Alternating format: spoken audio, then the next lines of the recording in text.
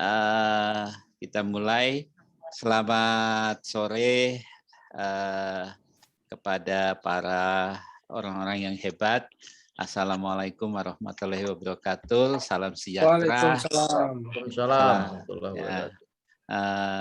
namo buddhaya, Om Swastiastu, salam kebajikan.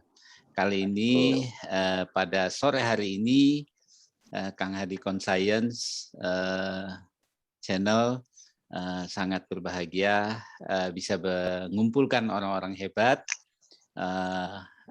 di berbagai bidangnya, di berbagai daerah untuk sama-sama kita mendengarkan kemajuan organisasi PBID, pengurus besar ID, ID seluruh cabang, tapi ini saya tidak tentukan mana cabang, mana wilayah, tetapi ini adalah kontribusi orang-orang hebat.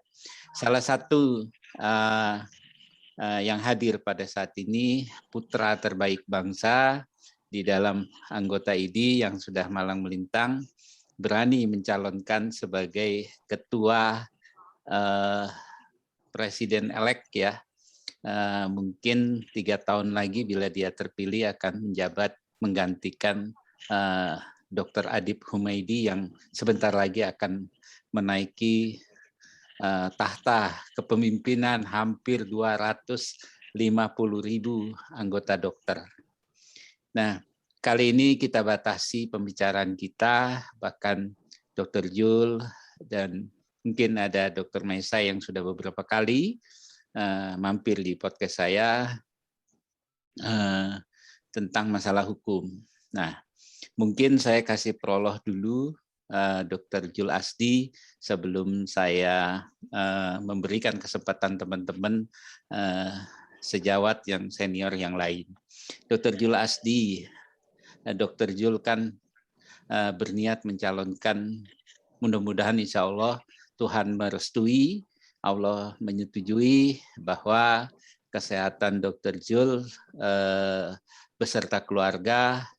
Sehat itu kan bukan fisik saja, tetapi pikiran untuk maju menyumbangkan wakaf waktu ya, saya meminjam istilahnya Dr. Hen, wakaf waktu untuk pengurus besar ID yang membawahi persoalan-persoalan yang begitu banyak, hampir tersebar di seluruh Indonesia. Dr. Jul, ini salah satu gerbang keadilan itu ada di MKEK. Ketika Anda terpilih menjadi presiden-elek, tentunya sudah mulai bekerja tentang hal ini. Kedua, ketika Anda juga nanti menaiki puncak kepemimpinan tertinggi di dokter di Indonesia, tentunya ini beban berat semakin hari, di mana masyarakat mulai tidak percaya dengan Ikatan Dokter Indonesia, yang mana ketika memasuki kasus hukum selalu ada eksekusinya yang terhambat atau mampet dan terkunci di MKEK. Padahal yang harus melaksanakan itu adalah eksekutif. Eksekutif itu pengurus ID bisa di tingkat cabang, karena MKEK itu ada di cabang, di wilayah, bahkan sampai di pusat. Saya tidak perlu memberikan contoh kasusnya, tapi kita sama-sama merasakan. Masyarakat itu selalu kita kehendaki lapor saja ke MKEK dulu, MKDKI, jangan langsung ke kepolisian. Pasal 66 pernah kita gugat di Undang-Undang Praktek Kedokteran. Jadi, tapi masyarakat tuh kepercayaan kepada ID-nya yang harus kita tumbuhkan. Bagaimana kiat-kiat Dr. Zul untuk membina jajaran dari MKEK pusat, wilayah sampai cabang. Sedangkan di Ortala MKEK itu, MKEK adalah otonom. Tentu ini akan membawa peranan Dr. Jul sebagai calon daripada ketua ID. Ini kan namanya kalau udah jadi bukan calon lagi, balon, calon, itu beda ya. Tapi ini bakal calon ya, karena penetapan ID kan belum. Silakan Dr. Jul, mungkin itu sebagai pengantar diskusi kita. Nanti mungkin teman-teman ada Dr. Rusdani, Dr. Bayu, Dr. Juliana, Dr. Ray, Dr. Hen bisa menambahkan pertanyaan kita supaya ini lingkupnya ini di etik yang kita urusin di ID. Silakan Dr. Jul, mungkin Mangga. Ya, terima kasih Dr. Hadi Wijaya. Senang sekali diundang dalam podcast Kang Hadi Konsain ini yang akhir-akhir ini semakin banyak mengundang sejawat-sejawat ID dan topiknya juga topik-topik penting dalam organisasi dan update. Assalamualaikum warahmatullahi wabarakatuh. Waalaikumsalam. Ya, saya menyapa sejawat yang hadir pada sore hari ini. Waalaikumsalam. Kang Hedarto, kemudian ada Dr. Rai Kosa, Dr. Rusdani, lalu Dr. Bayu, Dr. Susan. Ya, saya pikir ini adalah diskusi yang menarik karena nanti kita bisa saling menanggapi dan saling memperkaya pemahaman kita tentang MKK ini. Pertanyaan Dr. Hadi singkat sebetulnya, tapi ini pertanyaan berat. Insya Allah saya akan mencoba menjawabnya. Ya, kalau seandainya keputusan MKK itu keluar, baik tingkat cabang, wilayah, dan pusat, saya sudah pernah mendiskusikan juga dengan Ketua MKK ini. Itu memang dieksekusi oleh Ketua PBID untuk tingkat pusat. Nah, bila Tuhan mengizinkan saya untuk bisa menjadi elek dan Ketua Umum PBID, insya Allah kita semua sehat dan dipanjangkan umurnya oleh Allah. Amin. Ya tentu ini adalah satu konsekuensi pemimpin. Kita harus lakukan tindakan eksekusi karena ini suatu keputusan yang sudah melalui proses yang panjang, cukup panjang, dan pasti dianalisa mendalam di internal organisasi. Dan tentu saja keputusan organisasi ini adalah keputusan dalam rumah tangga besar ini. Artinya pihak di luar rumah besar ID itu tidak punya wewenang sama sekali untuk mencampuri, mengomentari, atau mengintervensi setiap keputusan yang dibuat oleh MKK yang dieksekusi oleh Ketua PBID. Itu pendapat saya. Ya. Lalu hal lain yang mungkin perlu saya sedikit komentari. Nah, dalam muktamar besok di insya Allah di Banda Aceh, kita juga perlu untuk mendalami eksistensi MKK itu sendiri. Saya membaca di Ortala MKK itu adalah badan otonom ya dalam rumah besar ID. Ini agak sedikit rancu.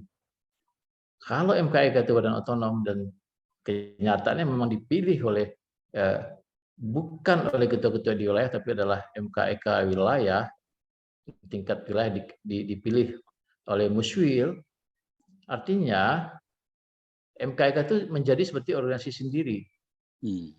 Sementara kita tahu MKK, MKKI, dan sebagainya, majelis-majelis yang di bawah itu kan sudah keluar dari Mahkamah Konstitusi, kemudian ada yang melakukan judicial review. Semua itu adalah bagian daripada Ikatan Dokter Indonesia (IDI). Jadi istilah otonomi kan muncul di Samarinda kemarin. Ya. Jadi itu memunculkan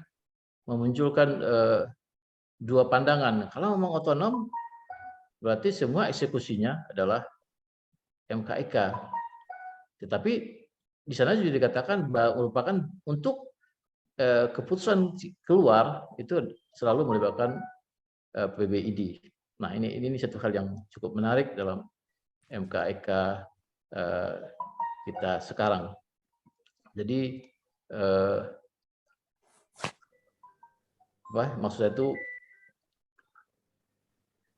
satu lagi MKEK itu tadi terhadap menghubungkan dengan hukum ya. Berkali-kali kita dalam diskusi, kita mendapatkan pencerahan, pemaparan dan dari regulasi yang kita tahu bahwasanya MKEK itu keputusannya adalah internal. Nah, ada keputusan MKEK itu yang ditunggu oleh pihak penyidik. Nah, ini yang kemarin kita diskusikan dan banyak kawan-kawan mengatakan itu keliru. Karena kalau sebuah kasus itu sudah berbau-bau disiplin, MKEK stop, langsung menyerahkan ke MK DKI. Kalau kasusnya berbau pidana perdata, maka MKEK stop, tidak mengeluarkan keputusan, maka kasusnya diserahkan ke pengadilan. Nah, yang terjadi sekarang, pihak penyidik mungkin karena kurangnya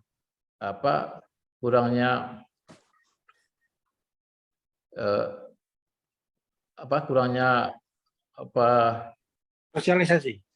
Ya, dari pihak penyidik dan pihak hukum itu untuk bisa melanjutkan kasus katakanlah malpraktek kepada dokter, sedangkali pihak medik menunggu keputusan MKEK atau menunggu keputusan MK DKI. Harusnya kalau itu sudah masuk ke hukum di pasal 6 tadi yang telah dikatakan, MKEK stop. Nah, ini pernah terjadi seperti itu. Jadi sementara kita tahu keputusan MKEK, keputusan MK DKI tidak bisa dijadikan dasar oleh pihak penyidik untuk melanjutkan pidana atau perdata. Nah, ini yang menarik di posisi MKEK di organisasi dan hubungannya dengan masyarakat tadi. Dr. Hadi, terima kasih. Ya, sebelum sejawat senior semua menanggapi, Dr. Jul, mungkin ada yang terlupa bahwa ketika keputusan itu dikeluarkan oleh MKEK, baik cabang, wilayah maupun pusat, berdasarkan aduan dari masyarakat kepada ID, ya tahu di situ ada BHP 2A. Masyarakat menunggu loh pemberitahuan hal putusan tersebut demi keadilan. Ya, nah bagaimana nanti ketika Dr. Jul itu mengkomandoin ini, karena saya mewakili juga nih hak-hak masyarakat. Jadi ketika saya masyarakat awam lah, saya melapor. Ya, yang mobil pribadi. Tapi kalau pickup 7,29. Dr. Edi. Yep. Dr. Edi di mute dulu sebentar, Dr. Edi. Oke, monggo. Ya, jadi ketika laporan itu kepada masyarakat, tentu ini masyarakat membutuhkan putusan itu. Mana putusannya? Nah, ini juga sudah terbocor kepada media, terus penyidik dan sebagainya. Ini yang jadi titik krusial, Dr. Jul. Mungkin sebelum Dr. Jul menjawab, barangkali ada yang bisa menambahkan. Mungkin ini kita beri kesempatan dulu nih dari Banten, Dr. Hendarto. Beliau memang Ketua MKEK Banten. Silakan Dr. Hendarto menambahkan. Nanti mohon Terima kasih. dicatat ya. Silakan Dr. Hen. Terima kasih Om Besar Dr. Hadi, Dr. Jelasdi. Bukan jadi ini tadi apa yang disebut Dr. Hadi itu jadi apa ya, tokoh utama. Sebenarnya kita ngobrol aja sama teman-teman. Kalau saya sih nyebutnya sih ini kafe break ya, kita jam kafe break. ngopi. Dok, izin saya menyapa dulu Dr. Edi Toyinbi dari Banten juga. Selamat sore Dr. Edi. Sore Dr. Edi. Dr. Edi, oke, dilanjut. Kalau kami nyebutnya Pak Etoy. Pak Etoy, Edi Toyinbi soalnya. Silakan Dok. Baik, jadi forum ini juga saya dadakan, jadi saya mau Dr. Hadi ngajak, oke lah.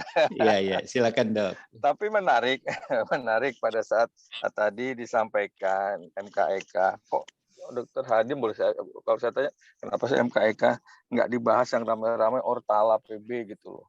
Terus regulasi ID atau MKDKI-nya yang sekarang ya nggak tahu ya, ada mungkin berproses terus, tapi sekarang MKEK. Tentunya ini ada yang saya yakini tergelitik Dokter Hadi ngangkat ini karena kita sering ngobrol, saya sering curhat, saya sering menampilkan beberapa kasus, bahkan Dokter Hadi sendiri banyak kasusnya. Nah, saya hanya ini aja, hanya menyampaikan hal-hal yang saya ulang lagi mungkin di kesempatan ini.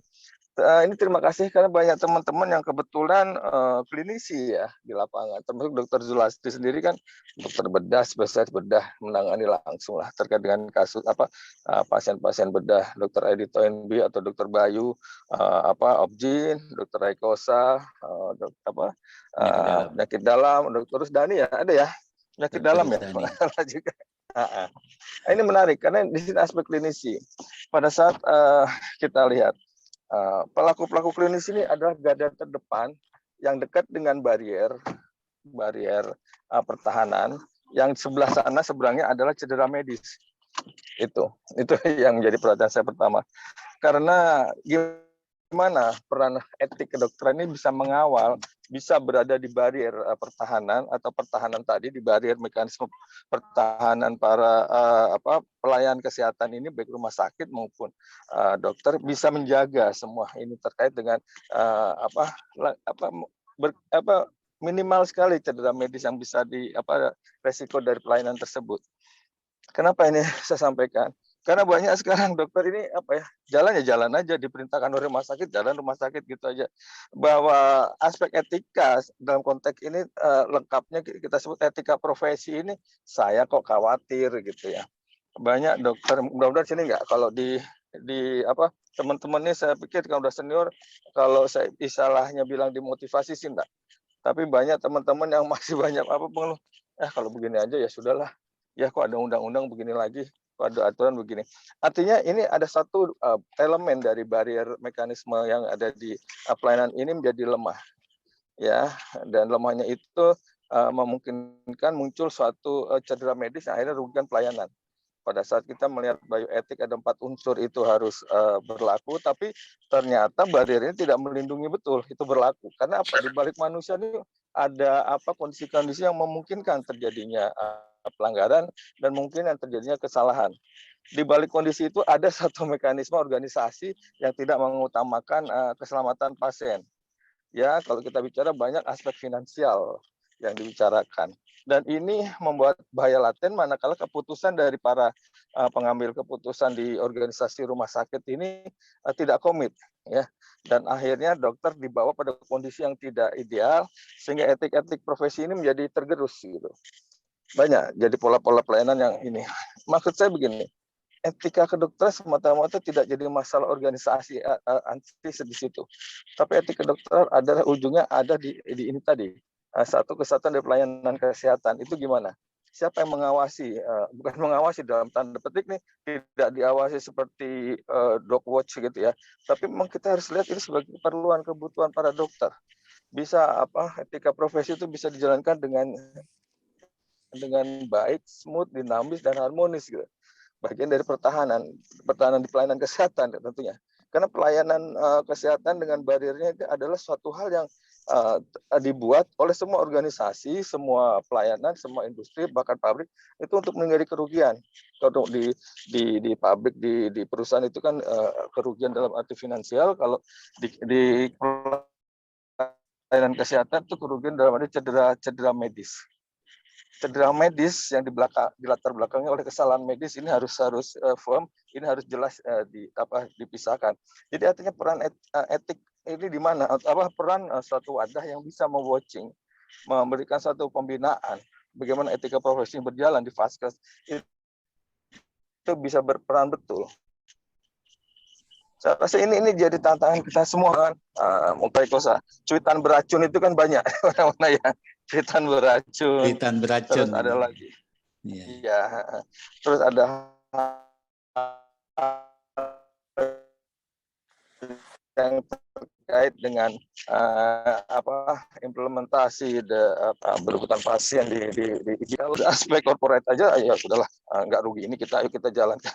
Ya, ada pendekatan pelayanan juga yang melulu hanya pendekatan finance, baik itu dari BPJS atau insurance. Tapi pada saat pelayanan terhadap berbasis kepentingan pasien ini agak kendor. Juga pasien safety ini agak kendor. Sekali lagi yang saya mau ini kan bagaimana kita ke depan ini mengawal ada satu peran apa di rumah sakit, entah itu komite medik yang sudah ada subkomite etik atau entah di rumah sakit ada etik dan hukum rumah sakit, itu bisa berkolaborasi, bisa membuat suatu bangunan yang membuat lapisan barier tadi lebih kokoh lagi. Demikian barangkali teman-teman sekalian. Mudah-mudahan ini jadi menggugah saja. Terima kasih Dokter Adi. Baik, Dokter. Saya kembalikan. Hen tadi menegaskan, Dr. Jul, nanti bisa dicatat saja, kata kuncinya adalah siapa yang mewatching etik, para teman-teman khususnya dokter ya, dan juga ketika putusan itu sudah timbul, terkadang susah dilaksanakan. Mungkin itu yang menjadi simpulan pertanyaan dari Dr. Jul, nanti bisa dijawab berdasarkan pengalaman Dr. Jul sebagai Ketua ID di Riau ya. Mungkin ada tambahan dari Dr. siapa? Dr. Bayu atau Dr. Ray, silakan. Mangga, Dr. Bayu dulu. Ini kancingnya mungkin berdasarkan yang lebih muda aja kali ya. Dr. Bayu, habis ini mungkin Dr. Rusdani juga nanti bisa menambahkan. Dr. Bayu Winarno, Ketua POGI Banten, silakan. Baik, terima kasih. Ini lebih ganteng ini. Assalamualaikum warahmatullahi wabarakatuh. Salam Waalaikumsalam. Semua udah kenal kelihatannya beberapa. Iya. Waalaikumsalam, Dr. Bayu. Baik, saya agak kaget juga seperti Dr. Hendarto tadi. Tiba-tiba diundang oleh Dr. Hadi untuk berpartisipasi dalam acara ini. Dan saya kira saya hanya bisa memberikan komentar apa yang ada dalam benak saya saat ini aja. Itu pun berdasarkan pengalaman-pengalaman yang saya alami sebagai Ketua POGI 2 periode, Ketua POGI cabang 2 periode. Jadi begini, sebelumnya saya ingin tadi tergelitik oleh adanya cuitan-cuitan beracun dari Dr. Hen. Walaupun itu perlu didefinisikan, tapi sepertinya saya bisa meraba rasakan karena saya sepertinya juga mendapatkan cuitan-cuitan beracun yang cukup beracun kalau ditindaklanjuti salah, ditindaklanjuti menjadi bahan pembicaraan. Nah, mengenai MKEK ini, saya justru sebagai eksekutif, saya pikir saya sebagai customer dari MKEK misalnya dalam hal tadi aturan yang disampaikan bahwa apa yang diputuskan oleh MKEK harus dieksekusi oleh eksekutif. Dan yang saya rasakan di dalam organisasi anak perhimpunan anak cabang dari ID, kadang-kadang kita dalam menentukan permasalahan etik ini agak rancu atau bingung ya, karena apakah kita pada waktu mendapatkan pelaporan yang sepertinya berbau-bau pelanggaran etik, apakah diselesaikan di dalam cabang perhimpunan itu saja, ataukah perlu dilaporkan ke ID melalui MKEK itu. Nah, di situ kemudian saya juga agak rancu karena di dalam organisasi kami di cabang itu kita membuat, atau di pusat ada Dewan Pimpinan Pusat. Ada di cabang kita membuat Dewan Pimpinan Cabang ya. Nah, di situ DPP dan DPC sepertinya ditempatkan sebagai badan yang mengawasi persoalan etik juga. Nah, kemudian ketika ada permasalahan, kita sibuk sendiri menindaklanjuti, menata laksana, mencoba menata laksana dengan peraturan yang tidak ada atau seadanya, dengan mendasarkan pada intuisi dari DPP dan DPC itu sendiri, karena memang kan kita belum ada aturan yang baku. Kalau MKEK kan jelas ada tata organisasinya. Kemudian dalam hal ini ketika ada pelanggaran etik, maka kita sibuk sendiri. Ini terus terang seperti itu, kalau mau terus terang. Nah, saya justru dalam hal ini ingin bertanya tentang tadi, bahwa ketika dalam prakteknya kami sering mendapatkan laporan dari anggota justru, bahwa dia dipanggil oleh baik MKDKI atau MKEK, tanpa pemberitahuan kepada kami sebagai ketua cabang, ketua cabang, sehingga kami sebagai ketua dilapori karena anggota minta perlindungan atau petunjuk bagaimana menghadapi ini. Dan tadi disampaikan bahwa ketika bermasalah di bidang hukum, maka MKEK dan proses di MKDKI harus dihentikan, ya. Karena ada proses hukum itu. Nah, di sini saya juga agak bingung ya, kalau ketika menghadapi pelaporan dari dari anggota bahwa dia menghadapi masalah baik sengketa hukum yang memang sedang berjalan di pengadilan, kemudian dia juga dipanggil oleh MKDKI atau MKEK.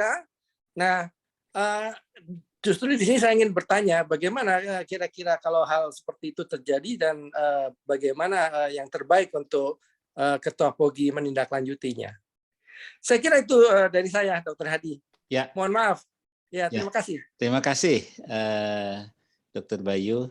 Ini nanti Dr. Jul juga mencoba merangkum mungkin ya, karena proses hukum ini kan yang terakhir ya. Tetapi itu mana yang duluan kan kita nggak pernah tahu, bahwa dokter itu kan tersandung ada etik, disiplin, dan hukum. Tadi mungkin kalau proses hukum maupun disiplin udah berjalan, etik harus stop.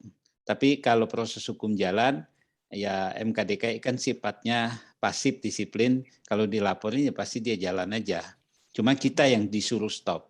Tapi Dr. Jul, mungkin karena ini saya tambahkan, bagaimana kalau ini stop, masyarakat juga membutuhkan,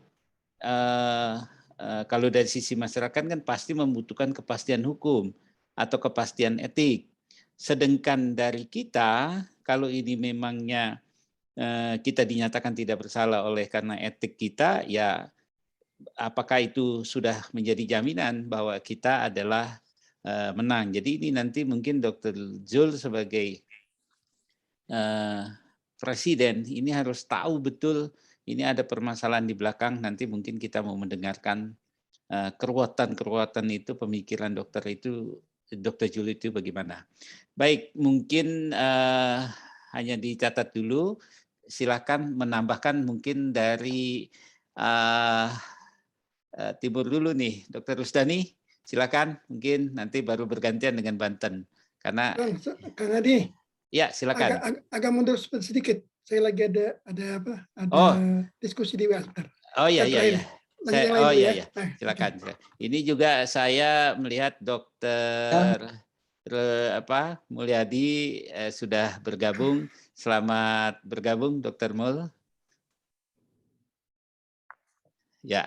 Baik, mungkin ini kita lempar dulu ke bagian disiplin nih, calon MKDKI. Mungkin saya meminta Dr. Juliana Susanti Gunawan, MHKes, silakan Dok.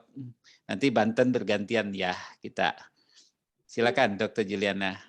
Terima kasih Kang Hadi. Ya. Apresiasi saya diundang untuk mendengarkan calon dari ketua kami di wilayah Riau. Ya, ini pemberitahuan juga nih, Dr. Juliana ini kandidat MKDKI ya. Mudah-mudahan mohon doanya juga. Amin. Silakan. Salam senior sejawat semua.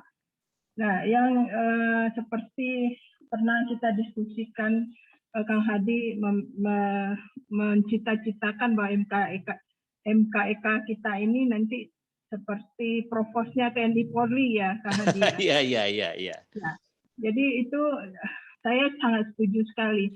Bagaimana organisasi profesi yang sebesar ini mengawal profesinya secara berkeadilan tanpa mengorbankan masyarakat. Seperti di MKDKI waktu itu saya pernah membuat satu artikel bagaimana kita kebenaran itu harus kita tegakkan, tapi sebenarnya damai itu adalah indah. Bagaimana kita meramu keduanya. Nah, begitu juga MKEK. MKEK itu ada di cabang, ada di wilayah, ada di pusat. Berbeda dengan MKDKI yang hanya di pusat, sehingga tidak ada bandingnya. Jadi kepuasan masyarakat, kepuasan dokter yang diadukan itu seolah-olah dikebiri. Sedangkan MKEK itu sebenarnya lebih fleksibel karena di cabang kalau mereka nggak puas, mereka bisa banding di wilayah. Tidak puas lagi, mereka bisa banding ke pusat. Nah, pertanyaannya adalah bagaimana hasil putusan MKEK itu ditaati bersama, termasuk pemerintah melaksanakannya. Yang kelemahan kita, organisasi kita menegakkan, ternyata pemerintah tidak mengakui hasil putusan MKEK. Nah, itulah martabat profesi, kewibawaan profesi yang mungkin jika seandainya Kakanda Dr. Jul Asdi terpilih jadi presiden-elek, bagaimana kita mengembalikan marwah profesi agar menjadi profesi yang dipercaya dan berkeadilan. Amin. Itu sekilas Kang Hadi. Ya, baik. Ini Dr. Jul saya menambahkan lagi nih, pertanyaan lagi nih supaya Dr. Jul tambah pusing. Jadi ketika putusan taruhlah kita memproses MKEK itu kan aktif. Kalau MKDKI kan pasif. Ketika kita memproses MKEK terus dia lapor ke MKDKI sementara kita belum membuat putusan, putusan itu kan bertingkat dari cabang, wilayah. Nah, itu bagaimana? Ya, nanti mekanismenya. Dr. Juliana ini menyoroti bahwa masyarakat juga seperti dikebiri bahwa keputusan itu hanya final dan dia bersifat pasif, itu hanya di pusat. Terus kedua, Dr. Zul, nanti mudah-mudahan kalau Dr. Juliana terpilih pun bisa membawa pembaharuan kepada MKDKI. Karena kita ingat MKDKI adalah sebuah lembaga instrumen pemerintah, ya lembaga negara ya mungkin saya sebutkan begitu, maaf kalau saya salah, itu adalah pemerintah yang buat cuman perpaduan antara wakil daripada organisasi profesi ya baik itu mungkin dokter maupun dokter gigi ya kalau nggak salah Dokter Juliana ya, saya takutnya salah ini. Ya, dengan unsur yang lain itu bisa pengacara, saya lupa ya. Pokoknya banyak lah kayak orang yang non dokter juga nanti di situ bercampur. Nah ini juga harusnya sejalan. Cuman memang kayak Dokter Ayu aja nggak masuk ke MKDKI karena memang pelaporannya tidak ada di MKDKI karena itu memang kita pasif. Dokter Jul kita mampu mencatat ya nanti saya kalau memang ini saya akan ingatkan lagi kita memberi kesempatan dari Banten lagi nih Dokter Ray Kosa, mangga silakan Dokter Ray. Maaf tadi terselang, silakan Dokter Ray. Baik, makasih Dokter Hadi. Maaf saya lagi sambil di jalan, nggak apa-apa ya? Ya, nggak apa-apa. Ya, selamat sore Dokter Zul Asdi. Salam kenal. Kalau Dokter Zul saya udah kenal karena sering tampil di Polkom sama Dokter Rusdi ya. Iya, Rusdani. Rusdani ya, sering jadi moderator juga. Ya. Saya hanya menyimak aja kalau ada forkom. Selamat sore juga senior-senior, Dr. Bayu, Dr. Hen, Dr. saya Edi tidak Toyinbi. bisa kebaca, Dr. sore, Edi Edi, Toyinbi. Dr. ya. Ya. Sama teman-teman yang lain lah, karena saya tidak bisa buka nih di sini, saya lagi di jalan. Ya, terima kasih. Ini sama dengan Dr. Bayu nih, saya dadaan dikasih informasi oleh Dr. Hadi nih untuk ikut nimbrung gitu loh. Yang Jadi, dadakan itu yang enak, Dok. ya, kalau tadi Dr. Zul sama Dr. Rusdani minta bocoran, sebetulnya nggak ada bocoran apa-apa nih, kita diskusi aja nih, bukan suatu apa Ujian, ya. Jadi kita diskusi, iya. Kita diskusi, ya kebetulan mungkin masalahnya tentang kita fokus ke etik ya, Dr. Hadi ya. Ya, siap, Dok. Ya, kebetulan saya juga sama Dr. Hen di etik. Jadi memang selama ini kita melihat ada sesuatu yang memang belum berjalan dengan baik ya di MKEK kita ya. Menurut pandangan saya, mungkin nanti teman-teman yang lain bisa ini ya. Jadi kalau saya melihat dan ya mencoba juga baca-baca bahwa profesi kita ini, maaf, suara saya kedengaran ya? Kedengeran, Dok. Sangat jelas, ya, sangat jelas. Sangat jelas ya, karena di jalan ini. Jelas, Dok. Ya, kita tahu profesi kita ini kan diliputi oleh norma ya, kegiatan kita tuh norma ya, sama dengan masyarakat juga ada normanya. Tapi kalau kita di profesi kan ada selain norma hukum ya sebagai anggota masyarakat, kita juga diawasi oleh norma etik. Satu lagi yang Dr. Hadi sempat bilang tadi disiplin ya. Disiplin. Ya. Jadi sebetulnya kan ketiga inilah yang nanti akan dalam tanda petik mengawasi tingkah laku kita dalam menjalankan kehidupan baik bermasyarakat maupun profesi. Ya. Kalau masyarakat kita diawasi oleh hukum dengan undang-undang atau aturan-aturan. Kalau profesi kita mesti mengacu kepada etik, yaitu kodeki, dan disiplin profesi. Kalau disiplin profesi kan ya SOP, kemudian apalagi PNPK dan lain sebagainya, itu menyangkut disiplin. Nah, cuman permasalahan kalau sudah berkaitan dengan etik, selama ini kan seperti tadi sempat jadi diskusi, sepertinya kita mandek ya, kalau ini sudah masuk ke MKDKI, kemudian apalagi masuk ke bidang hukum, sepertinya kita mandek ya untuk melakukan apalah istilah kemahkaman atau gimana dalam hal tindak lanjut dari kalau ada masalah etik terhadap teman-teman kita. Tentunya kan kita tidak treatment saja ya dalam hal ini untuk masalah etik, mungkin juga nanti kita perluas lagi dengan pencegahan ya, jangan sampai terjadi pelanggaran etik. Mungkin dalam hal kita treatment masalah etik, kita sepertinya kan menunggu. Padahal pada kasus yang sempat kita tangani ya Dr. Hadi ya. Ya. Kalau kasusnya maju ke etik dan maju ke disiplin, dan sudah diputuskan oleh disiplin juga membatasi diri, MKDKI dalam hal ini ya, membatasi diri dalam hal disiplin profesi. Jadi sebetulnya dia tidak akan ngutak-ngutik masalah etika, sebetulnya dia menyerahkan permasalahan itu kepada MKEK ya untuk melakukan persidangan lah apa bentuknya untuk memutuskan apakah ada pelanggaran etik tidak gitu loh. Mestinya kan tidak harus mandek ya, karena kita punya jalur masing-masing ini. Dari hukum kan ada pasal-pasalnya, undang-undangnya, aturan-aturan yang berlaku. MKDKI juga membatasi diri pada SOP, prosedur-prosedur medis yang memang sesuai dengan profesi. Dari etik kan kita juga punya pedoman ya, kodeki. Nah, mestinya kita mengacu ke situ, kan di situ ada pasal-pasalnya.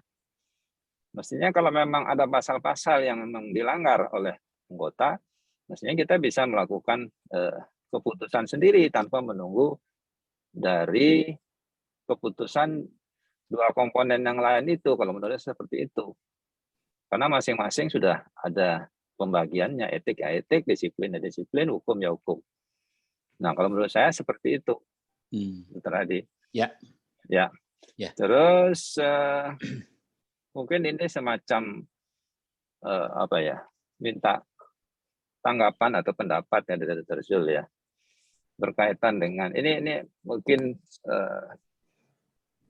beda sedikit dengan topik tadi, tapi masih berkaitan dengan etik. Nggak apa-apa, Dok. Yaitu berkaitan dengan saat ini kan kita di masa pandemi ya, kita kan fokus ke COVID ya. Ya. Sehingga pasien-pasien non-COVID yang dalam hal ini non-communicable disease itu kan relatif terbengkalai ya. Ya, pasien saya terutama di penyakit dalam, diabetes, hipertensi, jantung, ya begitu juga teman-teman yang lain di neurologi mungkin ya. Kalau bedah sama objin mungkin ya kalau sudah partus ya nggak bisa ditunda ya. Mungkin Dr. Bayu tetap aja jalan itu.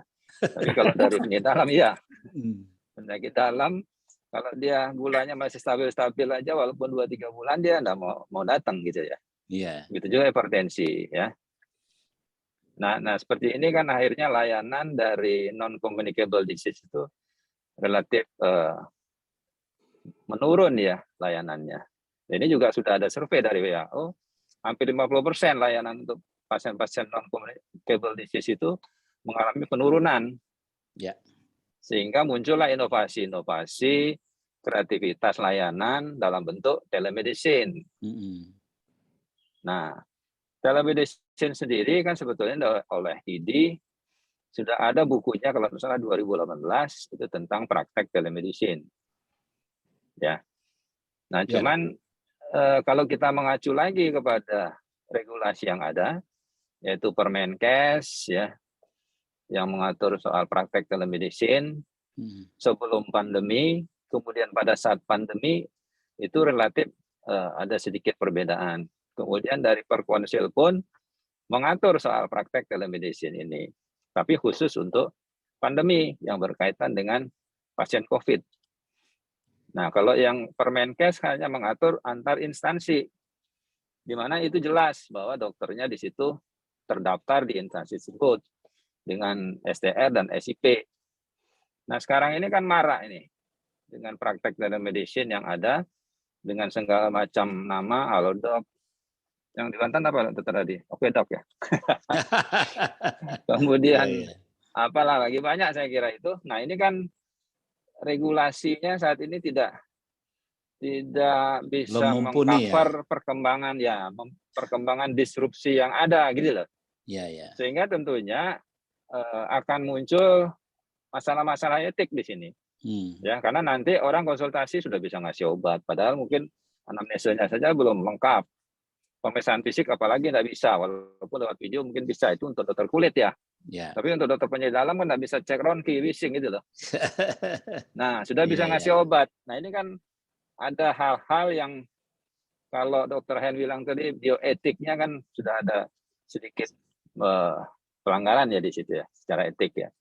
Bahwa akan terjadi apa istilahnya dokter Hen itu non malefisien ya. Ya, betul. Kan kita harus beneficientnya untuk pasien itu ada. Ya. Tapi jangan sampai apa istilahnya do no harm ya. Do no harm ya, nggak boleh hanya menyakiti ya. Iya, dengan kita hanya anamnesis seadanya, kemudian tanpa pemeriksaan fisik yang ada, kita sudah bisa melakukan treatment. Nah, ini kan kalau treatmentnya betul mungkin nggak apa-apa, treatmentnya salah. Ini kan sudah melanggar bioetik non malefisien ya. Itu. Nah, ini mungkin bagaimana nih urusan telemedicine yang berjalan disrupsi ini, sementara dari ID maupun dari regulasi yang ada, Permenkes, Perkonsil itu kan belum memadai ya untuk mengatur ini. Mungkin Dr. Zul bisa menanggapi soal ini sehingga ya tidak terjadi pelanggaran etik yang lebih jauh, apalagi hukum atau disiplin. Mungkin itu Dr. Adi. Ya. Makasih, sementara itu aja. Makin banyak ini, makin berat ini Dr. Zul untuk menjawab nanti. Tapi Adi. Ya, saya mencatat tapi izinkan nanti saya Agar tidak lupa. Agar tidak lupa. Dr. Jul nanti saya ingetin. Ini kita ronnya ini Dr. Jul menjawab terakhir nanti. Nah ini tinggal Dr. Begitu Edi ya? Toyenbi. Begitu ya? Nanti Dr. Edi Toyenbi. Silakan Dr. Edi. Oke, silakan. Dr. Edi. Dr. Hadi. Ya, silakan Dr. Edi. Salam kenal. Apa? Ya. Beliau Salam kenal. SPOG Selamat nih. sore buat teman-teman semua yang ada di Indonesia. Ya. Kita bicaranya tentu bicara etika, mediko legal. Nah, konsep yang benar sebenarnya kalau bicara etika itu pelanggaran etika sudah pasti ada pelanggaran hukum. Pelanggaran etika belum tentu ada pelanggaran hukum, tapi pelanggaran hukum sudah pasti ada pelanggaran etika. Nah, itu konsep pertama. Kemudian masalah etika sebenarnya tidak hanya pada kodeki. Tidak hanya pada kodeki yang 22 pasal. Tetapi ada etika yang pada etika klinis. Yaitu masalah indikasi klinis, patient preference, quality of life, dan contextual factor. Nah, ada juga yang bicara tentang bioetik.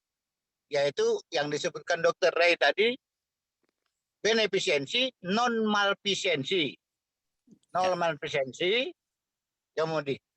kemudian adalah justice, autonomy and justice. Nah, ketika dalam perkara etika, maka ketiganya harus dibawa.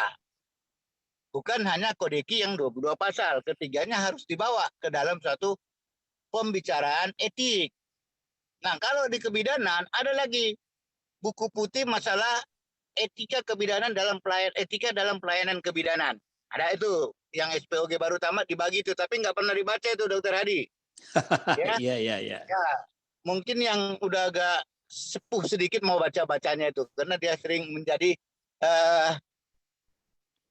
bagian daripada Dewan Pertimbangan Cabang. Tadi yang disebutkan Dr. Bayu, Dewan Pertimbangan Cabang dan Dewan Pertimbangan Pusat yang akan mengelola etik para anggota POGI cabang. Ya. Nah, kalau kita bicara tentang hukum, maka di dalam pasal 66 Undang-Undang Pradok kan jelas ada pelanggaran MKDKI, ya, setiap orang punya hak untuk melaporkan ke MKDKI. Nah, walaupun dia melaporkan ke MKDKI tidak terlepas untuk melaporkan ke bentuk pidana dan perdata. Ya. Nah, begitu. Jadi tidak lepas. Jadi trisula dari tuntutan pasien itu tetap ada. Nah, bagaimana dengan polisi? Polisi sebenarnya sampai sekarang kalau setahu saya masih menunggu kalau ada masalah, selalu menunggu dengan masalah etika. Ya, masalah MKEK etiknya. Ya kan? Nah, di sini yang timbul namanya antara keadilan, rasa adil, dan justice. Nah, di dalam konteks keadilan, justice itu, rasa keadilan itu sifatnya abstrak. Jadi tidak bisa sama adil di sana ada di sini, makanya dia sifatnya abstrak. Sedangkan justice, rasa keadilan, sedangkan kepastian hukum itu pasti, konkret. Nah, dua hal ini harus dibedakan. Jadi kalau ada satu persoalan, nggak adil, nggak ada. Nah, fakta-fakta hukum, pembuktian hukum dalam persidangan yang membuat bahwa itu terbukti gitu loh. Jadi jangan bicara nanti nggak adil. Dia harus bedakan suatu keadilan itu adalah abstrak, suatu kepastian hukum adalah konkret. Nah, jadi dua konsep. Nah, di dalam kita juga harus memisahkan ya proses MKDKI terus bisa berjalan. Ya ketika orang melaporkan dia terus bisa berjalan. Sampai nanti dia dalam persidangan menetapkan tidak dijumpai pelanggaran disiplin, tetapi pelanggaran etika. Maka diserahkan ke ID untuk proses pelanggaran etika. Nah, itu kalau dalam apanya? Dalam prosesnya. Tapi kalau ketika terbukti tidak ada disiplin, pelanggaran disiplin, maka akan keluar berupa sanksi. Apakah pencabutan, penghentian sementara, dan reschooling. Nah, tetapi keputusan MKDK ini tidak bisa dipakai sebagai alat bukti dalam proses hukum. Karena alat bukti itu harus dicari oleh penyidik, ya, bukan didapatkan dari orang lain. Nah, itu dalam persidangan. Nah, jadi kita harus memisahkan ketiga-tiganya ini secara tegas. Etika ya etik, disiplin ya disiplin, hukum ya hukum. Nah, di dalam peraturan konsil 2016 ada pelanggaran etika 27. Pelanggaran disiplin ilmu 27 kalau nggak salah. 28. 28. Tetapi pelanggaran disiplin 28 itu masuk kepada pelanggaran hukum. Ada yang masuk pelanggaran hukum. Ya. Jadi misalnya disiplin ilmunya terlanggar, maka bisa sebagian dari itu pelanggaran hukum. Contoh bahwa perlindungan hukum terhadap dokter ada di pasal 50 Undang-Undang Pradok. Dokter harus bekerja dengan standar profesi, ya kan, panduan praktek SOP, ya kan, perlindungan hukum. Nah, kalau itu adalah bagian disiplin, maka dia juga akan melakukan pelanggaran hukum. Nah, tetapi di pasal 50 itu, ya, 50 dan 51 kewajiban merujuk. Nah, kewajiban penanganan emergensi. Nah, kalau itu juga tidak ditangani, maka akan prosesnya itu adalah masuk ke pelanggaran hukum. Ya, padahal di situ disiplin dan etik bekerja. Ya, contoh, dalam kedaruratan ada respon time sekian, tapi tidak dilakukan. Maka itu nanti adalah pelanggaran etik dan disiplin. Tetapi ketika terjadi kerugian terhadap orang lain, maka pasien bisa menuntut. Nah, berubah menjadi proses pelanggaran hukum. Nah, itu ada nanti di pasal 190 Undang-Undang Rumah Sakit. Undang-Undang Kesehatan pasal 190. Dokter tenaga medis yang mengabaikan kegawat daruratan dapat dipidana. Nah, 2 tahun dan denda sekian ratus juta. Ada. Jadi memang agak susah memisahkan etik, disiplin, dan legal. Ya. Nah, makanya kita harus hati-hati sebenarnya ketika kita melanggar etika, hati-hati kita berhadapan hukum. Ya, baik etika yang biasa misalnya mengabaikan. Mengabaikan keselamatan orang itu kan hak asasi. Ya, hak asasi kita untuk memberikan hak asasi pasien untuk mendapat pelayanan, termasuk di dalam pelayanan kebidanan yang mengabaikan keselamatannya. Nah, itu. Nah, yang jadi pertanyaan saya begini. Ya. Dalam konteks tadi yang disebutkan Dr. Ray tadi, saya dari awal nggak sependapat. Bagaimana mungkin diagnostik yang sesuai dengan standar prosedur, standar pelayanan, bahwa ada anamnesis, ada diagnostik, ada pemeriksaan penunjang. Lah, itu bisa diagnosis. Lah, lalu dengan telemedicine apa yang bisa didapat? Ya kan? Ya. Untuk kulit saja pun susah. Gatal-gatal, tetapi multiple ruam itu berbeda. Apalagi dengan penyakit dalam, apalagi dengan yang kebidanan. Itu semua tidak tepat. Ya, tidak tepat pengaturannya. Dan itu sudah dengan jelas sudah melanggar konsep kedokteran, disiplin ilmu. Jadi yang didapat dari itu udah jelas. Ya, nah, jadi pada prinsipnya Dr. Etoy tidak setuju dengan telemedicine. Setuju, karena itu sudah melewati mengurangi batas-batas kompetensi sebagai seorang dokter. Itu Dr. Adi, terima kasih. Oke, ya, terima kasih. Nanti pertanyaan. Silakan Dr. Jul, mungkin karena Dr. Jul takut lupa ya, nanti kita sambung karena ini udah hampir mendekati 1 jam. Silakan Dr. Jul. Ya. Aduh, ini ujian S4 ini, Pak. S4. Ujian S4.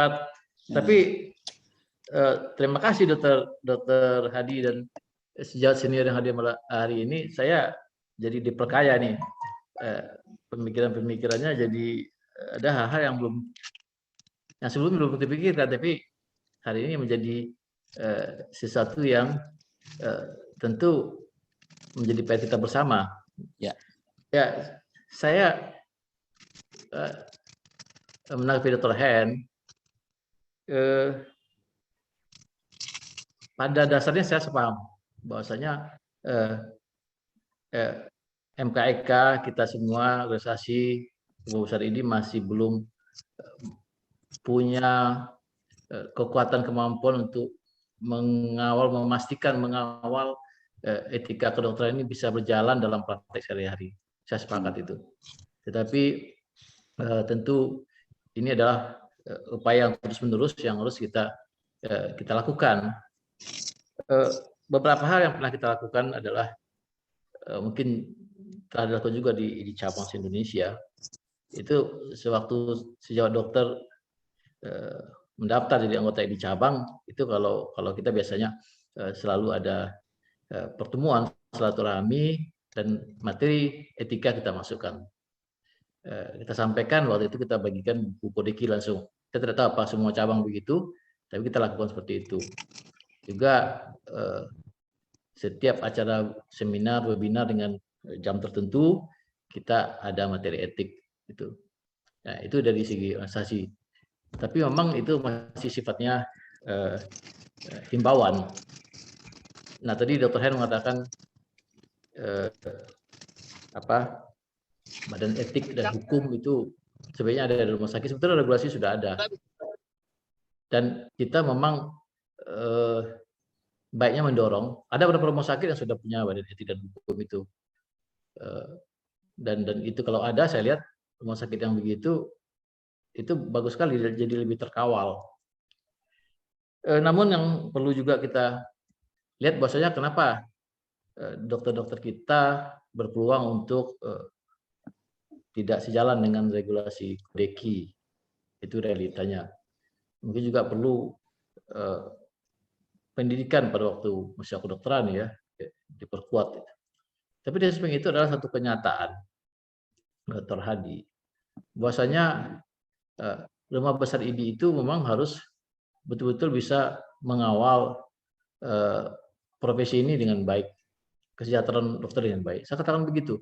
Sebenarnya profesi dokter inilah profesi yang dikawal oleh banyak regulasi. Ada MK-DKI, ada MK-EK, ada pasal 66, ancaman pidana dan perdata. Itu juga katanya beberapa negara. Umumnya di negara lain tidak ada ancaman pidana dan perdata. Di Indonesia yang ada. Lalu ada komite medik, ada hospital by law, lalu ada MK-EK wilayah cabang dan sebagainya. Jadi ibarat kita melakukan profesi, kita sebetulnya rambu-rambu kita terlalu banyak yang mengawal sebetulnya. Tapi kenapa kadang-kadang dokter itu menjadi sulit di lapangan? Ya, tentu ada hubungan dengan ruang untuk bisa melakukan profesi kedokteran dengan baik di negara ini. Kita tahu bahwasanya kita harus melayani pasien substandar, keterbatasan pembiayaan dan sebagainya. Itu membuat kita menjadi gugup dan gagap. Ya, mohon maaf, terus terang aja kadang-kadang kalau dokter bedah itu operasi sudah agak bermasalah pasiennya, lukanya basah dan lebih lama, nanti di-treat sama rumah sakit. Nah, ini harusnya sebetulnya harus mampu kita masih profesi dengan komite medik melihat masalahnya secara jernih. Karena takut rumah sakitnya rugi dan sebagainya, kita akhirnya melakukan hal-hal yang tidak dibenarkan. Ya sudahlah, Bapak pulang saja, nanti kontrol lagi kalau ada masalah, katanya bermasalah pasiennya. Ya, akhirnya menjadi masalah etika, masalah hukum. Ya. Dr. Jul, izin saya potong nih untuk mempertegas. Berarti ada ketidakmampuan profesi kita untuk yang sebetulnya teman kita juga adalah direktur rumah sakit, dokter atau dokter gigi. Mungkin itu apa upaya yang akan Dr. Jul upayakan nanti, kita akan mendengar. Ini udah sering sekali kita dengar. Dan juga mungkin inline dengan pertanyaan Dr. Juliana, bahwa pencegahan itu jauh lebih baik. Bagaimana menciptakan MK-EK itu seperti proposnya TNI Polri, sehingga kita pencegahan itu untuk tidak. Tapi kalau yang untuk keluar, ya ID berjuang bahwa kita tidak bisa dibatasi oleh pembiayaan. Kita kan dokter ya untuk berusaha menyembuhkan. Itu mungkin penegasan. Silakan. Artinya saya ingin mengatakan dulu bahwasanya ada kondisi-kondisi yang tidak kondusif terjadi sekarang. Ya. Nah, itu ini permasalahannya di hulu. Bagaimana dokter Indonesia ini bisa menjalankan profesinya secara bebas secara lebih leluasa, tidak dihambat oleh masalah sebagainya. Saya terus terang mengatakan ada banyak dokter Indonesia ini yang sebetulnya mau kadang-kadang tidak mendapat bayaran demi pasiennya. Nah, ini juga harus kita catat, Dr. Hadi. Ya, siap, Dok. Nah, jadi kalau misalnya ditanya tadi bagaimana kita bisa itu, tentu kita harus urus dulunya. Bagaimana praktek kedokteran ini dengan regulasi-regulasi yang ID ikut mengawalnya.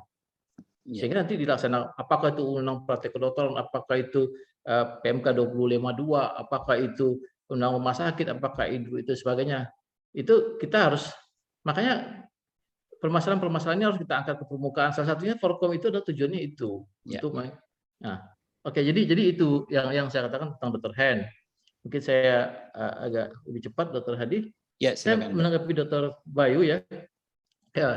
Ya, terima kasih Dr. Bayu. Jadi Dr. Bayu menyampaikan realita itu. Realita di lapangan memang begitu. Kadang-kadang ada kebingungan alur kasus MKK ini antara perhimpunan dengan ID cabang, dengan ID wilayah, dengan ID pusat dan sebagainya. Nah, ini saya pikir yang disampaikan Dr. Bayu ini adalah satu realita yang perlu kita sepakati lagi dan kita perbaiki bersama di muktamar BPID. Nah, ini yang saya bilang masukan yang baik sekali karena MKK perhimpunan itu ada tadi, MKK PDSP itu ada. Dia sejajar dengan MKK wilayah sebetulnya. Dia waktu pemilihan MKK pusat punya hak yang sama. Ya. Nah, jadi ini mungkin satu hal yang perlu kita perbaiki bersama ini. Saya tidak mengatakan MKK itu sudah menyelesaikan sebuah masalah. Yang sisi-sisi bagian yang lemah ya mungkin kita sebagai sebuah organisasi memang harus mengakui dan berusaha memperbaiki. Nah, tadi tentang hak masyarakat tersusun, saya seberapa kali itu memang waktu ketua di cabang dulu di Pekanbaru ada beberapa kasus-kasus yang masyarakat langsung lapor ke ID. Nah, ada yang lapornya ke ID, ada yang sudah lebih paham lapornya ke MKK ID. Ya, itu lebih pintar masyarakat itu. Mungkin dia Google kali atau apa. Biasanya kita memang menerima, kita terima dengan baik, kita terima apanya dan sebagainya. Lalu kita langsung lakukan teruskan kepada MKK cabang atau wilayah.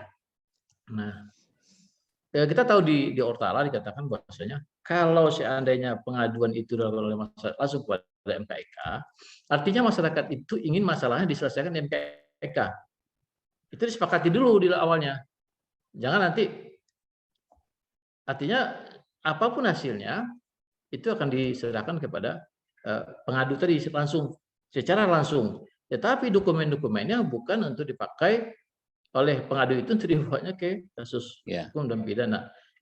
Itu ada di Ortala, diatur itu soal itu. Nah, dan kita biasanya tidak panjang-panjang, ini pengalamannya tidak panjang-panjang, lalu ketua MKK membahas, lalu memanggil dan sebagainya, lalu dipanggil yang pengadu itu dan disampaikan begini-begini masalahnya. Ada kasus-kasus yang akhirnya mereka bisa terima, ada kasus yang akhirnya mereka lanjutkan ke hukum perdata dan pidana. Nah, itu jadi hak masyarakat sebetulnya tidak halangi juga, Dr. Hadi.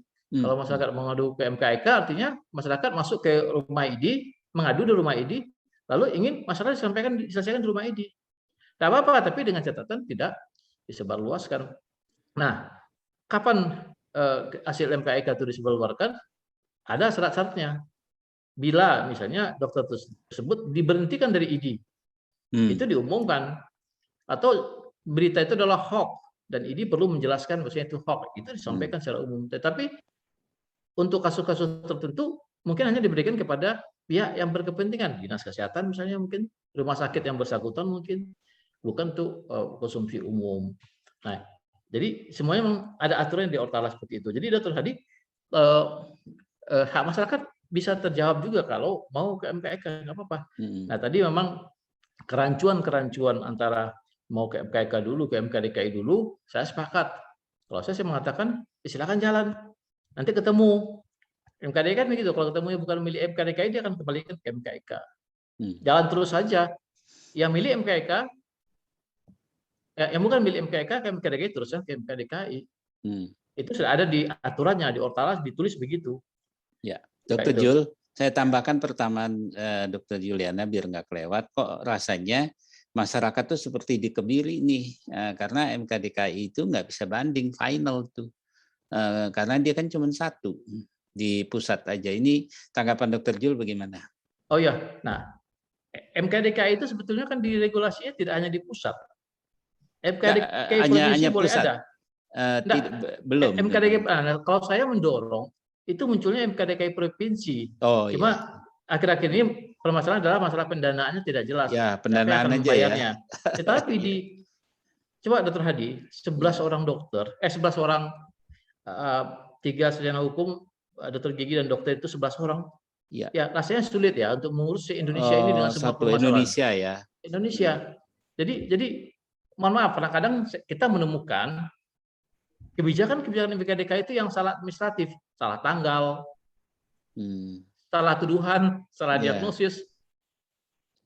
Itu kita temukan, dan waktu kita mau mempertanyakan, MKDKI itu tutup pintu, tak ada pertanyaan gitu ya. Padahal salah tanggal, salah kejadian kan. Nah, itu hal yang berbahaya untuk kita.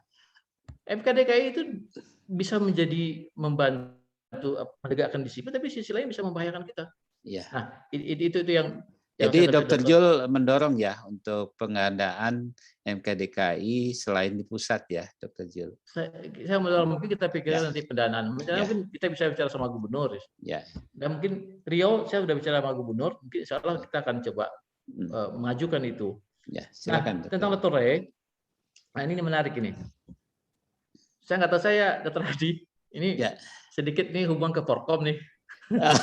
saya memang ini penonton aktif ini beliau. Biasa kan kalau udah bicara sama Dr. Hadi muncul di Forkom minggu ya kan. Iya. Silakan. Dr. Ray ini menggelitik saya tentang masalah etika telemedicine. Iya. Waduh, saya setuju sekali sama Dr. Ray. Dr. Ray mungkin nanti bisa menjadi salah seorang pembicara kalau topik ini diangkat.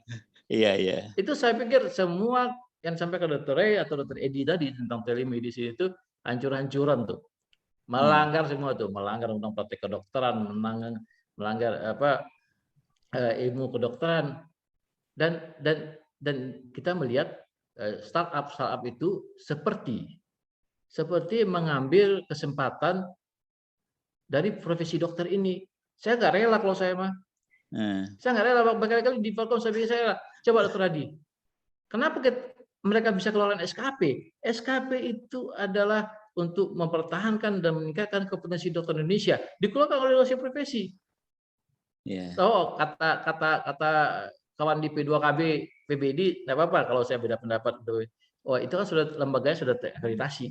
Siapa yang memantau? Siapa yang menghitung SKP-nya? Jadi ini semacam kita, kalau saya putus itu. Tidak ada. Boleh startup, tetapi ikutin regulasi dokter Indonesia. Nah, tentang telemedicine ini, kan tadi Dr. Ray mengatakan sudah ada regulasinya. Oke, kita semua sudah baca di masa COVID ini, sehingga pasien-pasien yang non-COVID terlantar. Bagaimana kita bisa mendiagnosa? Saya setuju sama Dr. Ray. Nah, malah saya balik sekarang Dr. Adi. Pemikiran Dr. Ray ini, kalau diizinkan Dr. Ray, akan saya konsepkan malam ini dan kita munculkan di Forkom hari Minggu. Silakan Dr. Ray untuk dijawab ini, Dr. Ray. Pelanggaran Dr. Ray. Izin ya. Dr. Ray mana? Dr. Ray silakan, nih ditantang sama Dr. Ray. Saya sambil ambil visit nih. Ya, artinya ini pemikiran Dr. Ray dengan Dr. Edi mungkin bersama-sama untuk membahas telemedicine tapi dalam sudut lain. Tapi perlu saya ingatkan bahwa ada diskresi pemerintah ini, Kemkes berlindungnya di situ. Mungkin Dr. Ray dijawab dulu nih, silakan. Iya. Nah, yang saya maksud itu, yang disampaikan Dr. Ray sama Dr. Edi itu adalah kebenaran. Kebenaran bahwasanya praktek kedokteran sekarang dengan telemedicine yang dibikin sekarang itu acak-acakan walaupun regulasinya ada.